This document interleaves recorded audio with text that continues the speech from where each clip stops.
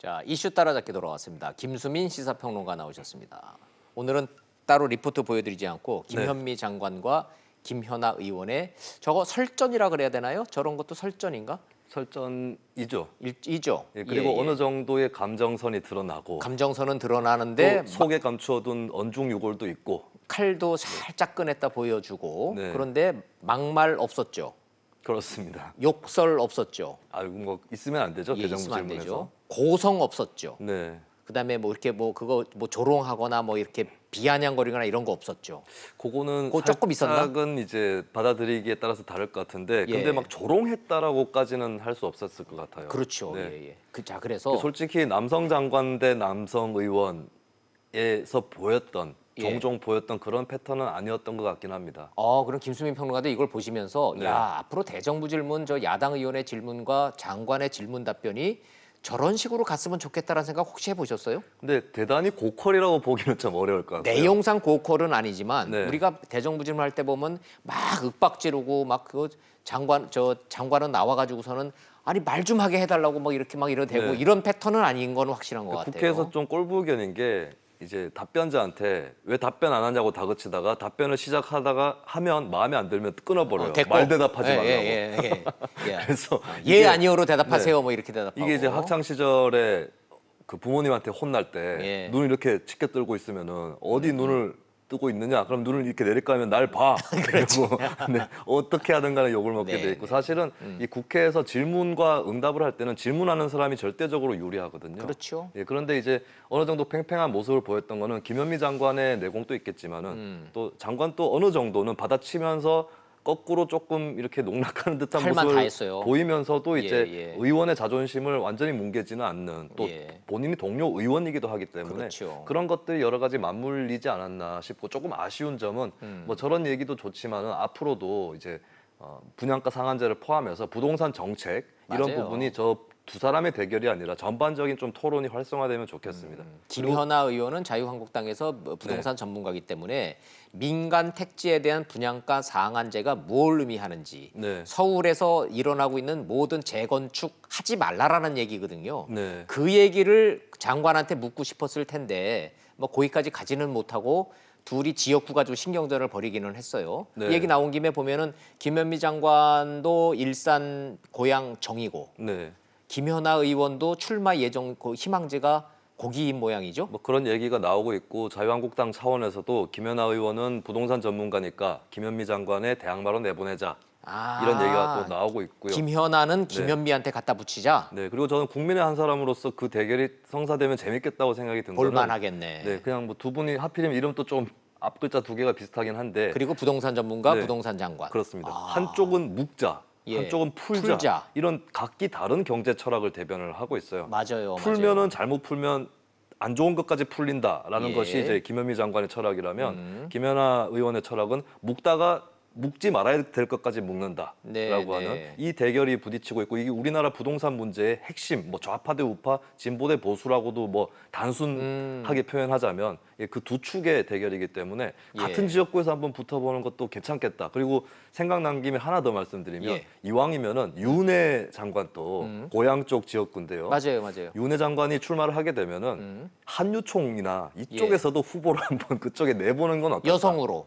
뭐 여성이 아니더라도 가능하면 여성으로, 여성 대 여성으로 해서. 네. 자, 좋아. 아주 재밌네요. 이게 왜냐하면 우리나라의 그 선거가 소선거구인데다가 비례성이 낮기 때문에 선거 때 너무 지나치게 지역 개발이라든가 지역적인 이슈에 함몰되는 경향이 있습니다. 예. 근데 어차피 국회의원은 국민의 대표자인데 국정 철학. 예, 지역구 그죠? 선거에서부터 아예 정책과 가치의 대결로 내년 총선이 치러진다면 예. 우리 국민 입장에서 누가 이기든 간에 그 대결이 굉장히 생산적인 대결이 될 것이다. 그거 아주 좋은 이 아이디어예요. 네. 김현미, 김현아가 국회 대정부 질문에서 야 이렇게 재밌게 설전을 벌였더라에 그치지 말고 그렇죠. 이번 기회에 이 두 사람이 한 지역구에서 한판 붙는 거예요. 네. 붙는데 그냥 딴 거 갖고 붙는 게 아니라 명확한 부동산 정책을 갖고 국민의 심판을 받는 거예요. 그렇습니다. 김현미 장관은 이런 식으로 부동산 안 잡히면 재건축이 모구 간에 민간 분야까지 택지 상한 분양가로서 확 눌러가지고선 이거는 네. 개발을 제한하겠다.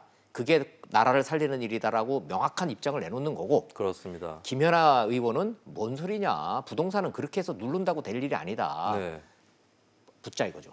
그렇습니다. 아, 재밌다. 이게 비슷비슷한 노선을 가진 후보들끼리 각기 다른 정당 소속으로 나와서 붙는 경우도 꽤 많은데 예, 그리고선 뭐 아유 예. 뭐 만나가지고서는 인사하고서는 뭐 한 표 그렇죠. 주세요, 한 표 주세요 이거 이러지 말고 인사 더 잘하는 걸로 승부하는 승부하지 그런 말고. 선거가 아니라 진짜 지역구마다 각각의 정책으로 한번 붙어보는 예, 예를 예. 들면 얼마 전에 민주평화당 유성엽 의원이 예. 그 국회 교섭단체 연설을 하는데 경제 철학 부분에서는 문재인 정부하고 아주 현격하게 다른 맞아요. 예, 그런 얘기를 했는데 그렇다면 민주당에서도 유성엽 의원하고 비슷한 색채의 그런 호남 후보를 내세울 게 아니라 정반대의 굉장히 이제 뭐 진보적인 그런 색채를 가진 후보를 내는 그러니까 전국 예, 예. 곳곳에서 이런 대결이 성사가 되고 결과가 나오면 문재인 정부에 정부로서는 대한 명확한 그렇죠. 판단이 나오는 그리고 거예요. 총선 이후의 국정 운영을 어떻게 할 건가 예, 예. 그리고 야당은 어떻게 갈 건가 이런 것들이 총선을 통해서 많은 것들이 판가름 날 수 있겠습니다. 아, 그러니까 김수민 평론가하고 저하고 이번 기회에 그래서 일산 고양정만큼은 제 여당하고 제1야당 공천 여기서 해버립시다. 네. 두 사람 붙이자고요. 예, 이거는 이제 저희가 공천에 개입했다라고 하는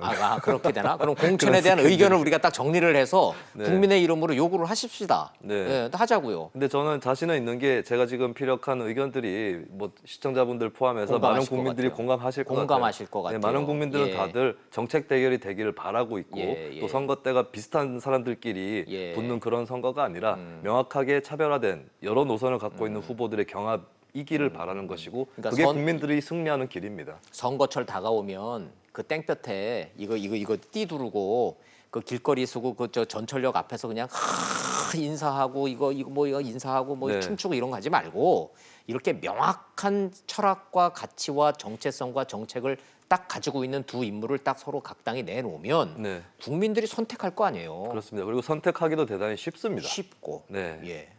어차피 국민들이 원하는 의원을 뽑아야 될 거 아니에요. 네. 그러니까 인사 잘하고 뭐 그 정당 다니면서 그 공천 받으려고 그러면 안 돼. 예. 그 이번 그 대정부 질문 때문에 아주 각이 섰어요. 네. 예, 재밌어졌어요. 그 효과는 분명히 나왔다고 볼 수 좋습니다. 있습니다. 예.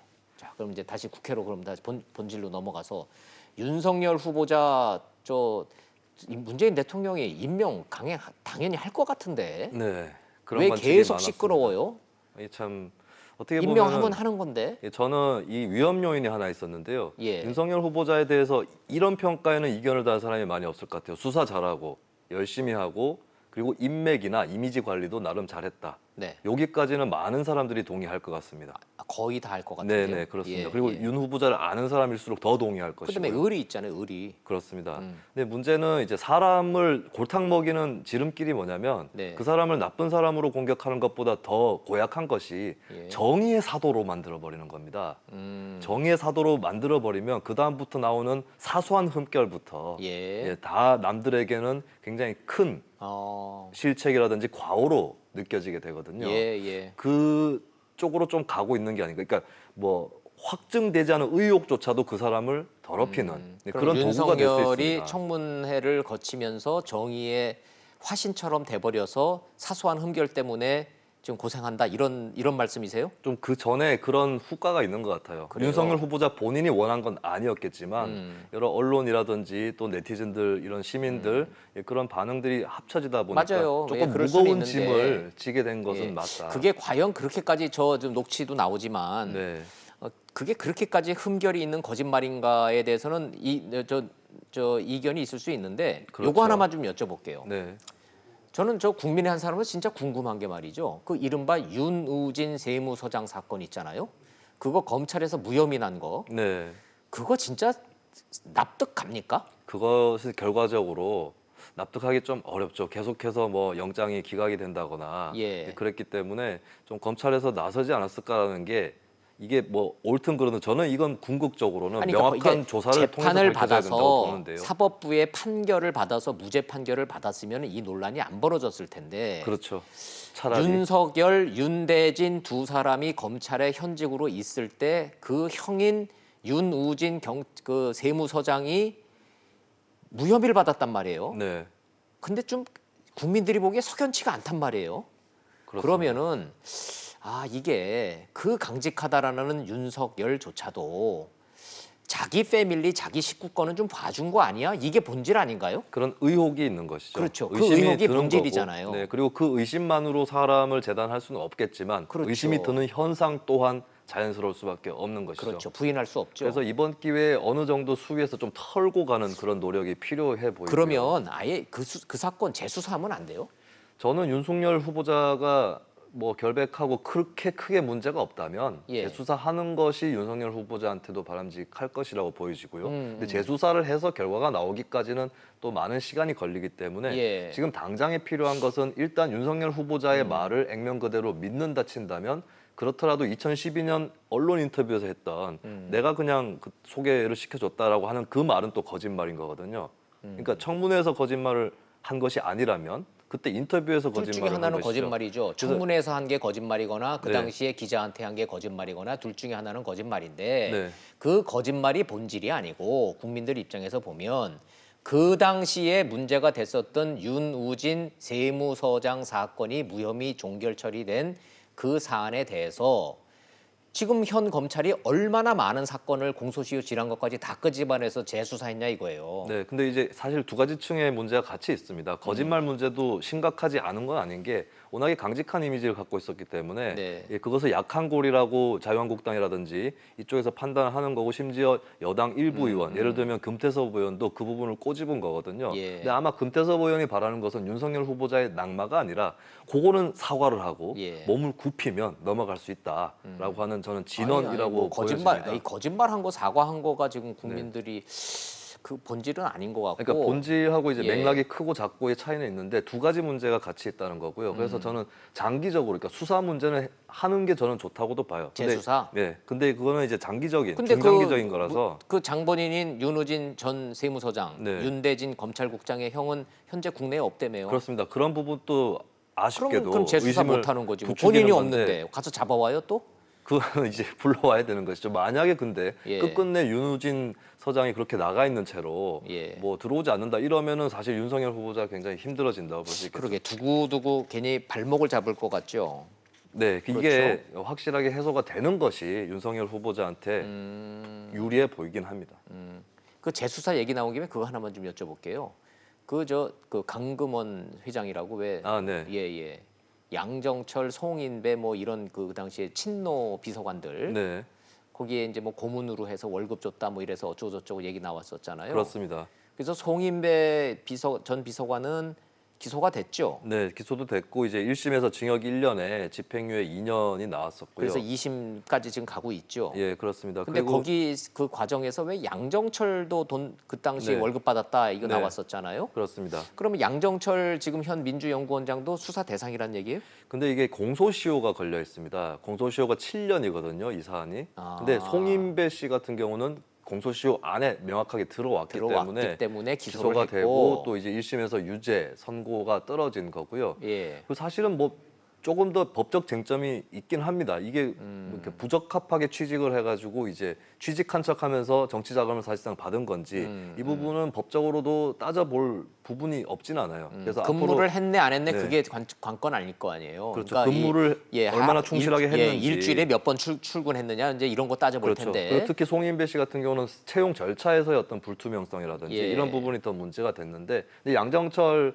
원장이 빠져나갔다기보다는 여기서 이제 제외됐던 거는 공소시효가 지났어요. 지났다라고 하는 그때 판단이 있었어요. 그러니까 양정철 원장뿐만 아니라 다른 몇 명 그 노무현 정부 출신 비서관들도 네. 여기 이제 그런 취직이 된 이력이 있는데 송인배 씨 말고는 다들 공소시효가 지났다라는 판단이 있었거든요. 2010년에 좀 월급 좀 받다가 그 뒤로는 네. 안 받았으니까. 그렇습니다. 2010년이니까 지금 2019년이니까 9년이나 지났으니까 공소시효 7년 지나서 더 이상 네. 수사를 할래야 할 수가 없는 상황이다. 네, 근데 일단은 이제 고발을 자유한국당에서 했고 그렇기 예. 때문에 이제 다시 알아봐야 되는데 지금 검찰에서는 좀 조심스러운 입장입니다. 그래서 근데 검찰에서 지금 나오고 있는 얘기는 어떤 거냐면 아마도 지났을 것이다. 예. 예, 그럼 안 하겠다는 얘기네요. 2010년에 예. 그래서 이제 1년 이내였을 거다라고 보기 때문에 7년이 넘었을 것이다라고 판단하고 있는데 근데 이 부분은 조금 더 조사를 당연히 해야겠죠. 언제까지 일을 했는지. 뭘 해요? 장자연 사건도 아니고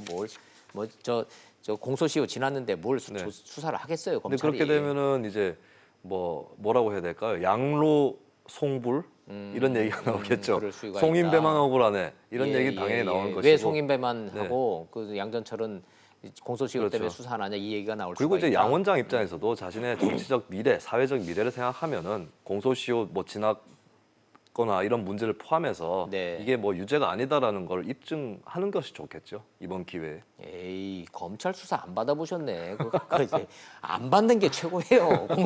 공소시효 지났는데 조사를 왜 받아요? 잘 받고 예, 터는 것도 요령입니다. 당사자 입장에서는 열이면 열이다. 그 공소시효 지났으면 조사 안 받으려 그래요. 그건 뭐 인지산정이니까 좋습니다. 근데 시간이 없지만 짧게 요거 그 박순자 의원 그 국토위 위원장 놓고서는 뭐 버티고 있는데 네. 결과적으로는 지금 저 바뀝니까? 그대로 박순자 위원장으로 갑니까?